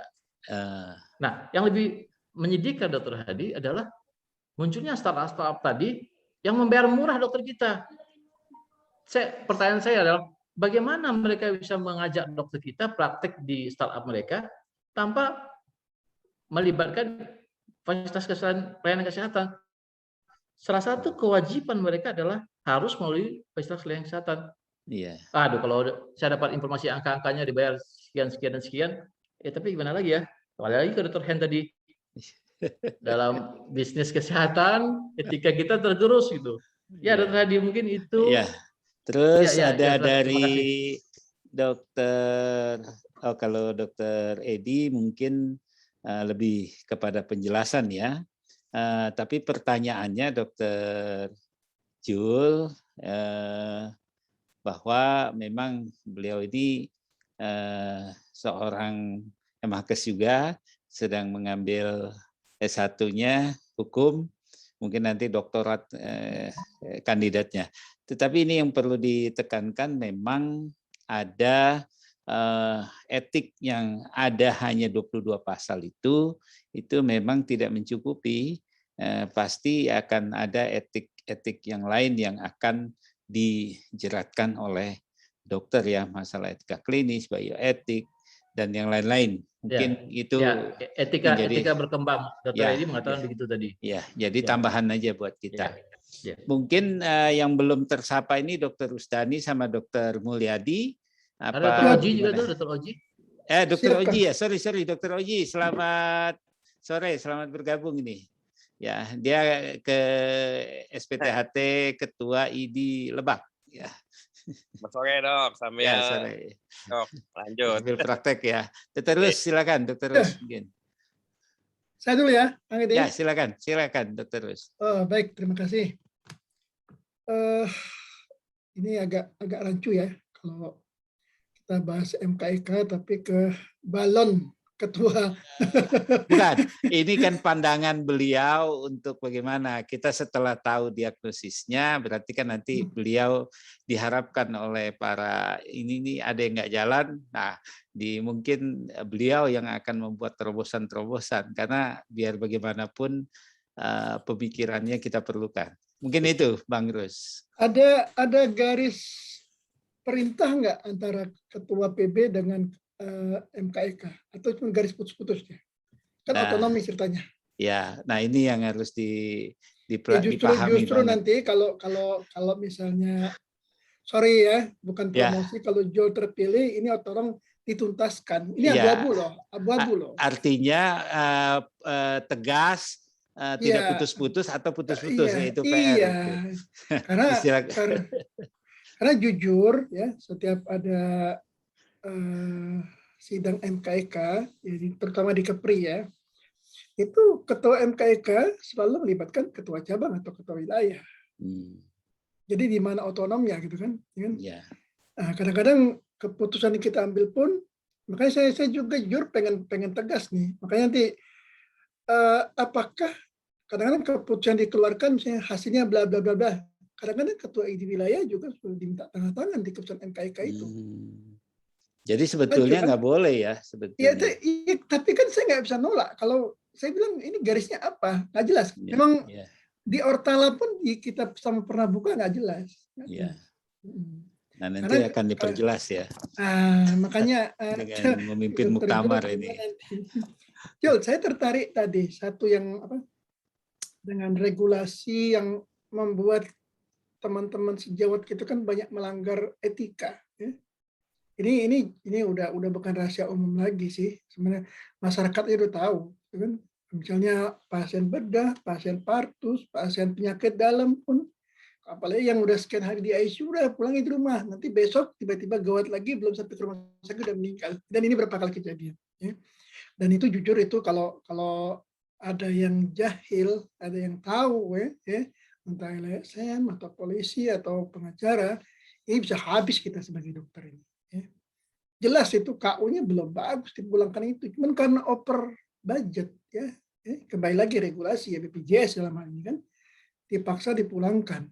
Nah, kalau nanti ada tuntutan dari masyarakat, ya, misalnya lapor ke MKEK ya, atau ke MKDKI, kira-kira nih menurut calon balon ketua PB. Ya.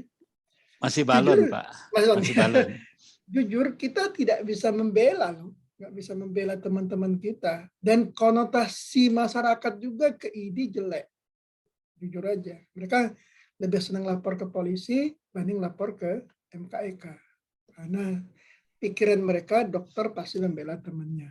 Ini kita buka floor ya. Ini dari beberapa pendapat masyarakat.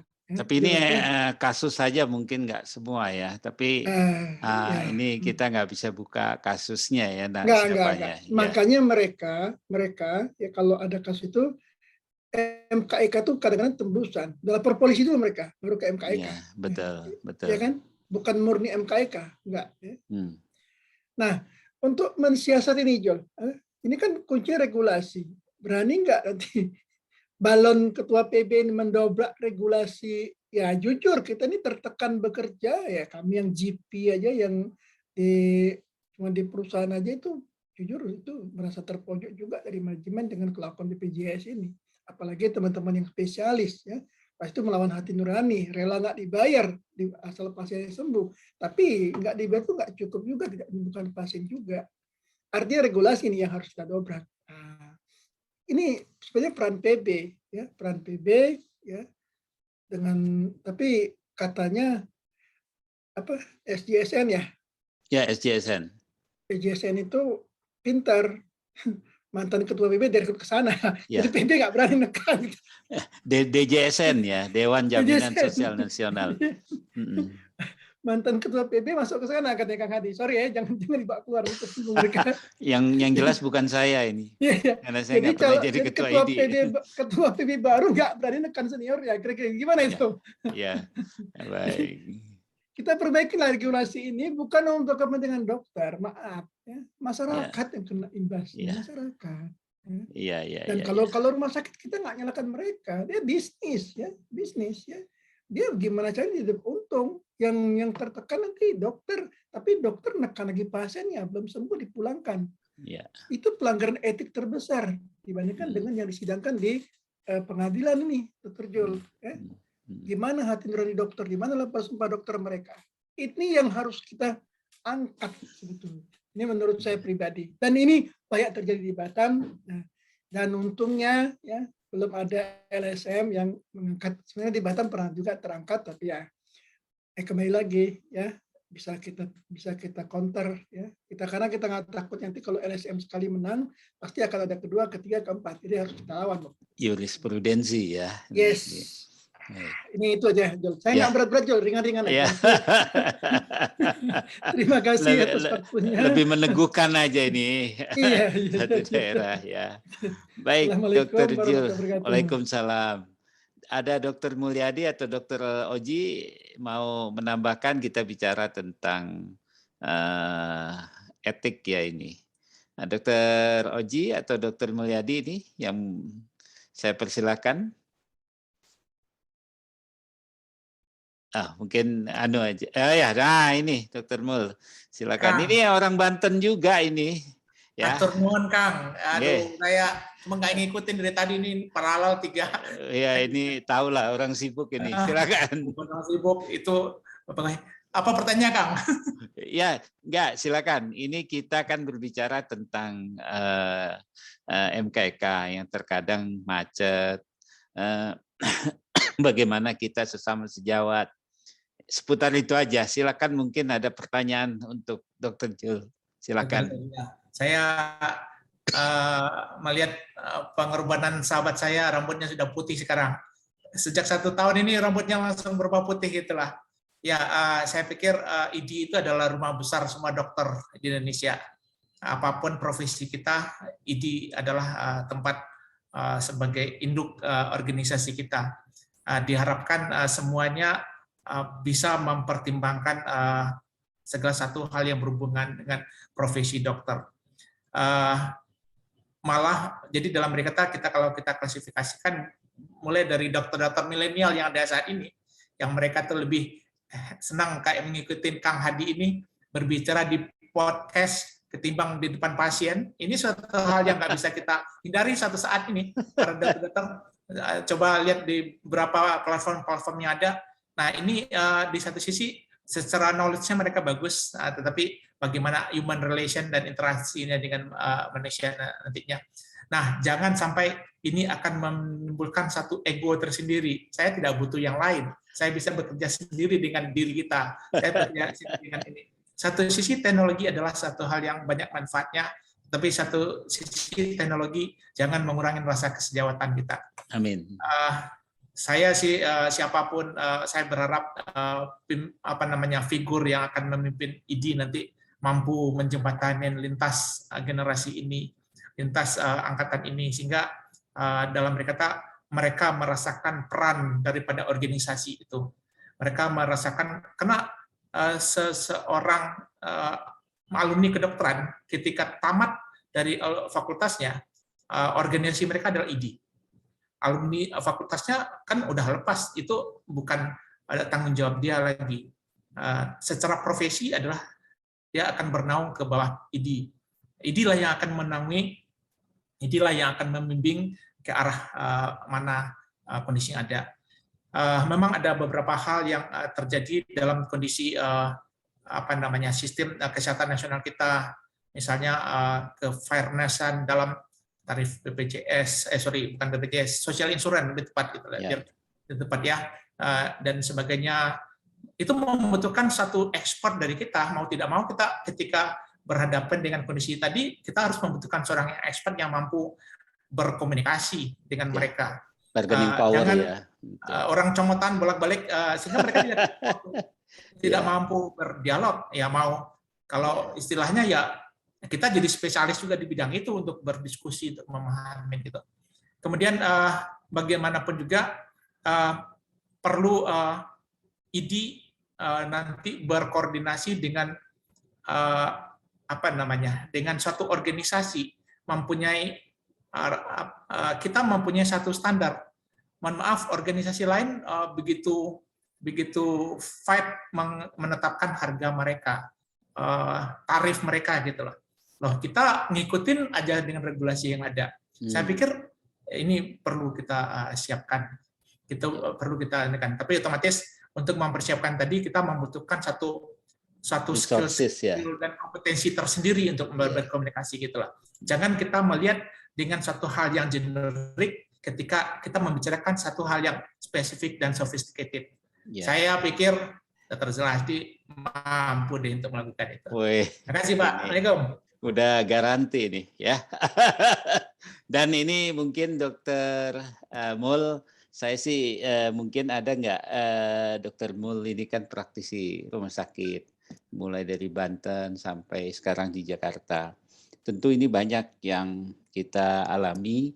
Komite medik itu merupakan pangkal dari penjagaan etik kedokteran, juga disiplin sebetulnya ya, dan juga komite medik itu juga setidaknya mencegah tergelincirnya dokter dan rumah sakit itu kepada masalah hukum. Apa ini harapan dan kendala yang ada bisa diterangkan dan mungkin nanti bisa Dr. Jul untuk dipikirkan ketika dia misalnya nanti dipercaya. Mungkin itu Dr. Jul, Dr. Mul, pendapatnya bagaimana?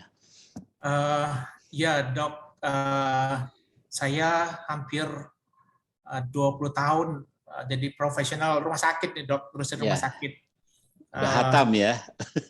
Hal-hal yang berhubungan dengan etik itu satu hal yang esensi. Kadangkala hal yang berhubungan kesejawatan dirusak oleh teman-teman sejawat yang lain gitu loh dok. Nah, itu yang dilakukan. Mungkin memang betul adanya peran yang kuat yang pertama itu harus semua organisasi pelayanan kesehatan itu harus close kontak dengan ID cabang sebagai induk organisasi gitu loh dok. Tapi kemudian dengan adanya kerjasama yang intens antara organisasi pelayanan kesehatan dengan organisasi dengan ID cabang, otomatis ini secara eskalasi akan bisa kita masukkan ke ranah yang lain, ranah yang lebih atas yang lainnya.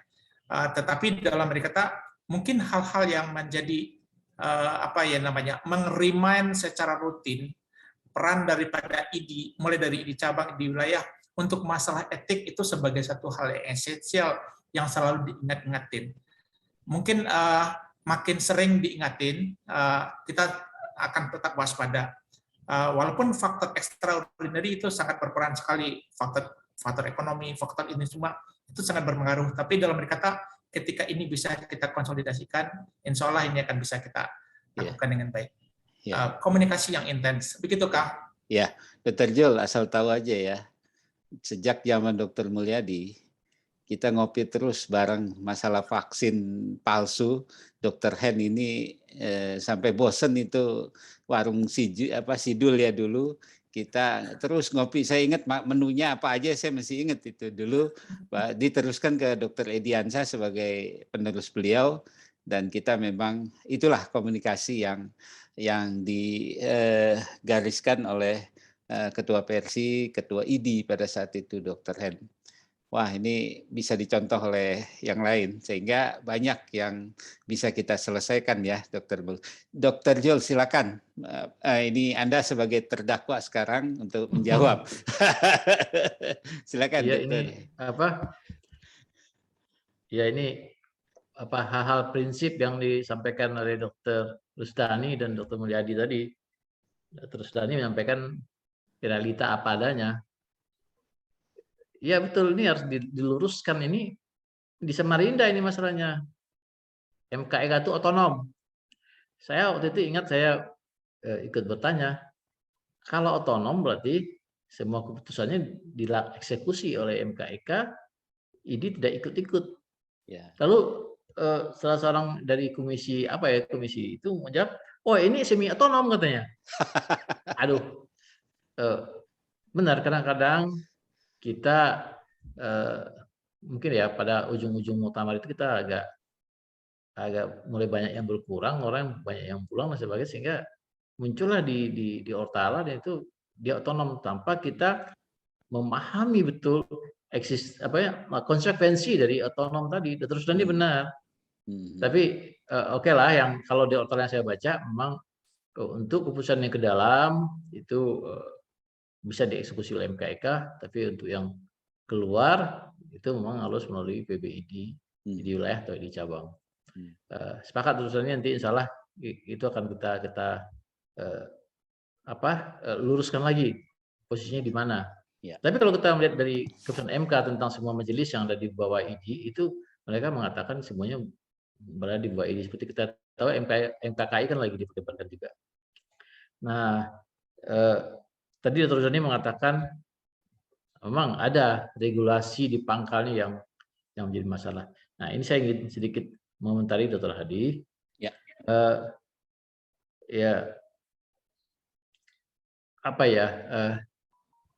Ada beberapa teman, ada juga dari pejabat Kemenkes juga ada, kami WA-an. Dia bilang, Dr. Zul,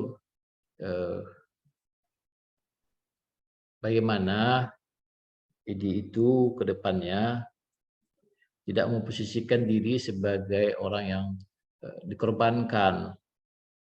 Nah, saya sepakat dengan itu. Saya mengatakan kita dari Rumah Besar ID ini, kita nggak usah terlalu baperan, bahwasanya kita selalu menjadi korban dari regulasi orang.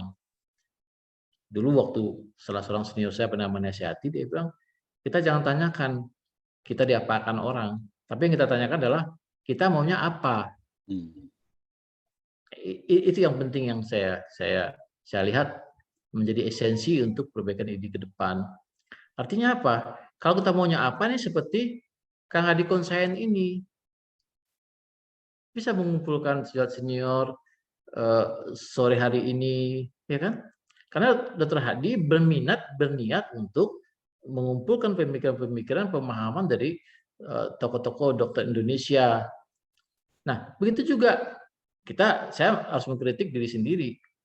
Kita harus mengkritik juga organisasi kita dan peran kita di mana di sana. Nah, kita dengar kadang-kadang dalam membuat regulasi awal BPJS, seorang profesornya di Malaysia itu pernah saya undang ke rumah Dr. Hadi. Dia bilang, yang datang itu ganti-ganti orang katanya. Baik dalam si profesi, baik pun dari Kemenkes. Indonesia tidak serius. Kita memang selalu ingin tidak serius. Makanya saya sepakat dengan Dr. Hadi, kita harus serius.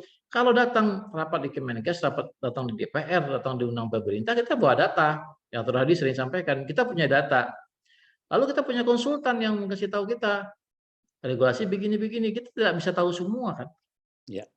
Organisasi profesi bisa punya kekuatan, dan saya percaya, dan saya pernah membuktikan bicara dengan beberapa anggota DPR, dengan pejabat-pejabat tinggi itu, mereka sebetulnya ingin mendengar dari apa yang diinginkan oleh dokter Indonesia. Terus juga narasi kita kepada masyarakat, kita lebih sering diam. Regulasi dibuat, regulasi direncanakan, kita diam. Pada waktu regulasi itu keluar, kita kebakaran jenggot. Nah, jadi upaya-upaya untuk membangun narasi dengan masyarakat, membangun narasi yang efektif dengan pemerintah, ini adalah kunci daripada semua regulasi nanti ke depan yang akan jalan. Kalau kita berkawan, kita bersahabat, insya Allah semuanya akan jadi cair. Dan dokter Indonesia, IGI, sampai sekarang, baik di pemerintah pusat dan daerah, masih dianggap sebetulnya. Kalau dokter ngomong masih didengar, Dr. Hadi. Nah, itu tanggapan saya tentang Dr. Rusdani. Dr. Mulyadi, Mukhtar tadi melihat dari sisi rumah sakit, betul. Dr. Mulyadi mengatakan etika kedokteran itu adalah satu yang esensi. Ya, pengalaman beliau 20 tahun menjadi di manajemen rumah sakit, ya ada saja hal-hal yang merusaklah tatanan tadi. Tapi Dr. Mulyadi pasti di rumah sakitnya sudah ada dewan etika dan hukum, kemudian komite mediknya tertata baik. Nah, itu mungkin menurut saya sih bagusnya diviralkan, diteruskan kepada rumah sakit seluruh Indonesia. Nah, saya pikir Persi dengan IDI itu harus jalan. Semua perjuangan-perjuangan kita ke pemerintah, Persi, ARSI, dan IDI harus jalan. Kalau kita nggak satu jalan, lemah kita, nggak bisa kekuatan. Satu lagi yang saya mau sampaikan tadi, satu yang aneh. Ya. Orang Kemenkes sendiri, ini apa orang Kemenkes sendiri dan orang DJSN sendiri sebetulnya ingin bicara sama IDI. Saya di SMS beberapa kali setelah Forkom itu ingin bicara dan menyamakan persepsi dan satu kekuatan bersama untuk bicara sama yang berwenang yang lebih tinggi, kan semuanya untuk kepentingan kesehatan masyarakat Indonesia. Ya. Begitu Dr. Hadi. Ya. Mohon maaf kalau ada yang salah dan jelas. Ya. Baik, mungkin nanti ini Dr. Zul juga harus menyiapkan timnya untuk Forkom ini untuk bisa jadi semacam kayak policy brief, dan itu harus kuat. Dan terima kasih banget, saya melihat IDI Riau ini udah mempelopori hal ini yang tidak mudah. Setiap minggu itu mencari, saya aja yang sewaktu-waktu itu kadang-kala ide itu bisa terbit bisa tidak. Kadang-kala saya sering dimarahin oleh para yang ada di sini, kok mendadak. Itulah yang mendadak memang gaya saya, karena memang ya saya persiapkan hal-hal ini memang yang aktual untuk terangkat ya. Dan ini kebetulan kita masa dalam hal mencari pemimpin ya. Dr. Ray, mohon maaf. Ya. Saya tadi mau mengulang lagi kalau memang Dr. Ray setuju tadi. Oh ya. Dr. Ray bagaimana kita ini? Coba angkat itu topik. Kita bikin dengan pertanyaan, apakah startup telemedicine yang jalan ini sesuai nggak dengan regulasi kebutuhan masyarakat, dan apakah membahayakan nggak pada masyarakat? Saya dengar banyak yang membahayakan itu. Ya. Ya, nanti mungkin Dr. Ray sedang visite, mungkin juga Dr. Edi Toyinbi, mungkin sama. Nanti silakan Dr. Jul bisa menghubungi. Nanti saya kasih nomor teleponnya. Kalau diizinkan nanti saya tanyakan dahulu ya. Dan kita, silakan. Ini udah selesai. Ya, maaf nih sambil ya, baru dengar juga. Silakan, ada sebut nama saya nih. Ya, silakan. Terima kasih nih, Dr. Jul nih sudah menyebut nama saya untuk ini nih. Cuman mungkin sekaligus saya mohon maaf nih. Saya mungkin bukan forum saya forum saya hanya lokalnya Dr. Jul. Sebagai pengamat saja, mungkin nanti saya pengamat saja gitu lah. Mungkin kalau mau diajukan. Ya. Saya ingin sampaikan, Forkom itu adalah forum akar rumput. Jadi semua sejawat dipersilakan untuk bicara di sana. Iya. Dan semua topik penting bagi kami. Ya. Jadi mudah-mudahan nanti mungkin kita akan coba kontak Dr. setelah acara ini. Terima kasih Dr. Hadi. Ya, semuanya lokal. Itulah ciri khas Banten, selalu mengatakan bahwa kita selalu diajarkan rendah hati, bukan berarti orang lain tidak rendah hati ya. Dengan kata lain merendahkan diri, menaikkan mutu gitu Pak Hadi. Oh, jadi saya juga tertuduh nih. Enggak. Bukan. Jadi mungkin ini sesuatu yang tadi saya kirim ya di undangan. Ntar saya akan sedikit membacakan ya. Mungkin di akhir penutup kita ini. Sebentar. Jadi memang kita ini di Banten biasa guyup ya. Begitu juga di ID yang lain.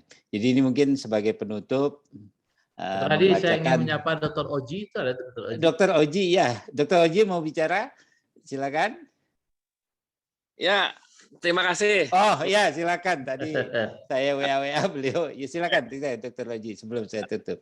Saya sangat terhormat sekali nih bisa bergabung dengan para senior, terutama yang terhormat Dr. Jul Asdi, spesialis bedah. Saya sedikit aja, Dok. Saya sudah silakan.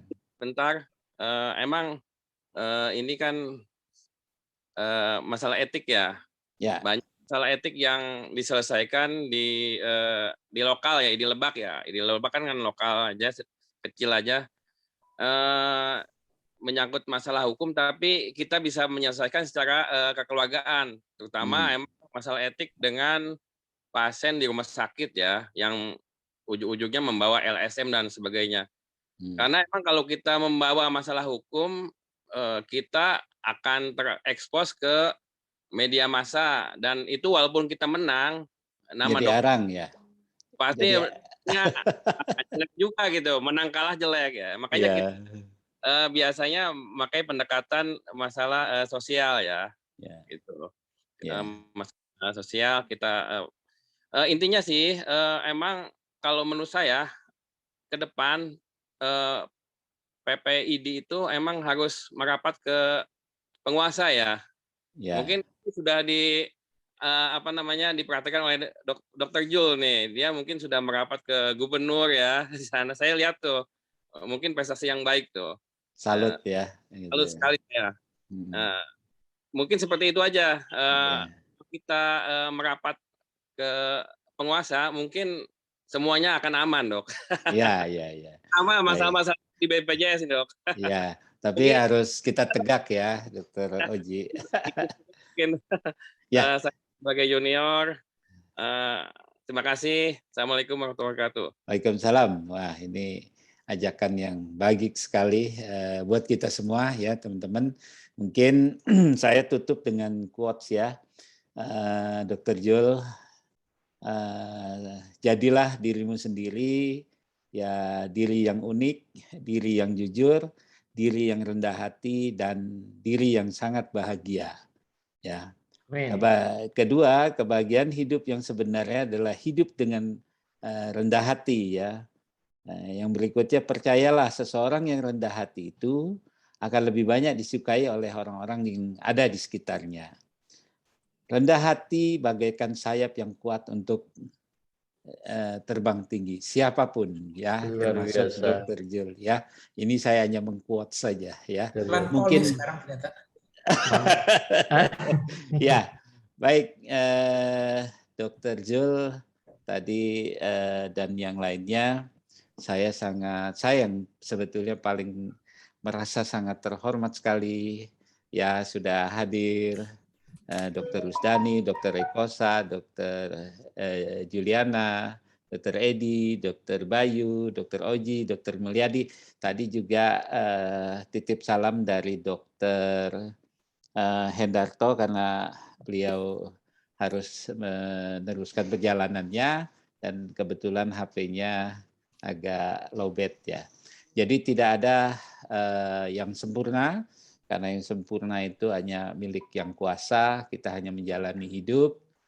isilah hidup ini dengan satu kebahagiaan, satu catatan mungkin kalau saya sih berprinsip YouTube Kang Hadi Konsayen ini adalah satu dokumentasi siapapun nanti perjalanan hidup kita, itu kita bisa lihat, kita untuk anak cucu kita, mungkin untuk IDI, walaupun ini hanya serpihan kecil yang kurang berarti, tetapi jika diisi oleh orang-orang yang sangat hebat, pastilah ini sangat berarti.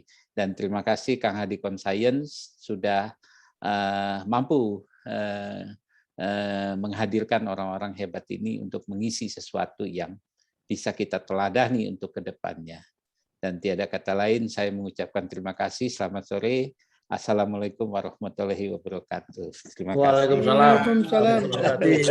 Terima kasih, Dr. Bayu. Ya. Terima kasih semuanya. Terima kasih. Sukses, Dr. Zul, Dr. Hadi. Ya.